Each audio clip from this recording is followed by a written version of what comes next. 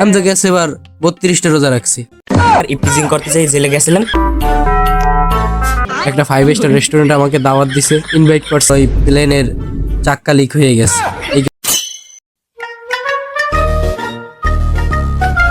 আসসালামু আলাইকুম, কেমন আছো বন্ধু? ওয়ালাইকুম আসসালাম, আলহামদুলিল্লাহ ভালো আছি। তুমি কেমন আছো? বন্ধু, এবার রোজায় কেমন ফিলিংস তোর?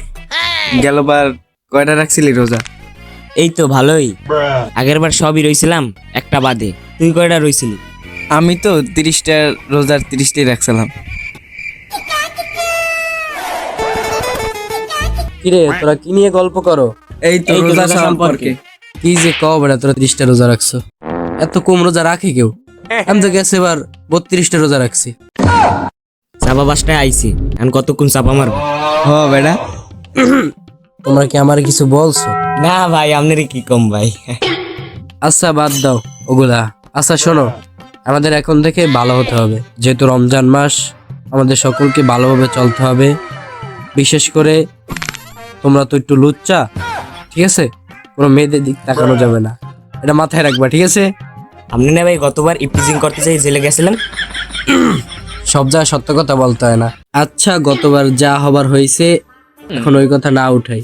চলো আমরা সকলে যাই, আর মেয়েদের দিকে তা তা তা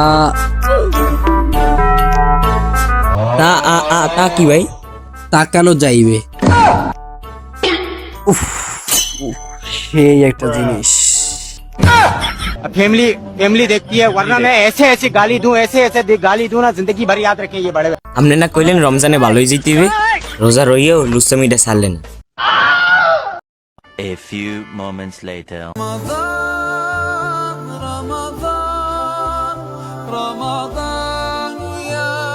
ওইটা না চাপাবাজ দিয়াত। হ্যাঁ ইফতারের সময় গেলে পকেটে একটা টাকাও নাই। দেখি কারো কাছ থেকে 10টা 5টা ডাল লইতে পারি কিনা। দোকানে যে একটা বিস্কুট কিনে ইফতার খুলবো আনে। ও ভাই জান কই, ইফতিজিং করতে যান নাই? হাইট বেটা, এখন আমি যাব 5 স্টার রেস্টুরেন্টে রান্না করতে। থুকু এই খাইতে যাব। তোমরা বুঝবা না, ঠিক আছে? তোমরা তো গরিব মানুষ, গ্রামে থাকো। আমি তোমার ইফতার তো দেশে করি না, আমার বেশিরভাগ সময় বাহিরে, দুবাই, আমেরিকা এইসব জায়গায় করা হয়। তারপরও তোমরা আমাকে থামাইছো, এই কারণে বললাম। এখন আমি যাইতেছি আমেরিকার একটা 5 স্টার রেস্টুরেন্টে আমাকে দাওয়াত দিছে, ইনভাইট করছে। আমি সেখানে যাব এবং ইফতার খুলবো। তোমরা কি আমার সাথে যাবা? যাইলে যাইতে পারো, আমি গরিব গুড়া মানুষকে এরকম দান করি, সমস্যা নাই।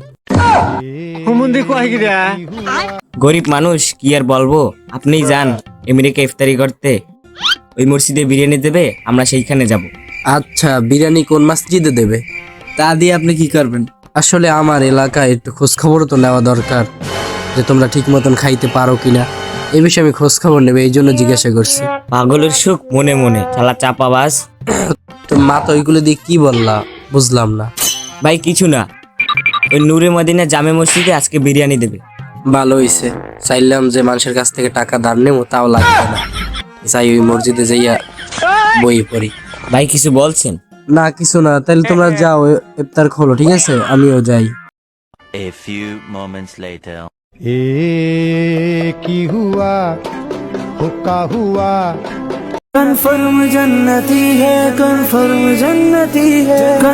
ভাই আপনি এইখানে?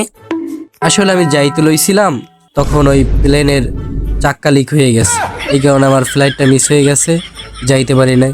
তারপর চিন্তা করলাম যে তোমাদের সাথে ইফতারটা খুলি। চাপাবাজি বাদ দাও, এটা রমজান মাস, এই মাসে মিথ্যা কথা বলতে হয় না, তাহলে মুখের রোজা থাকে না।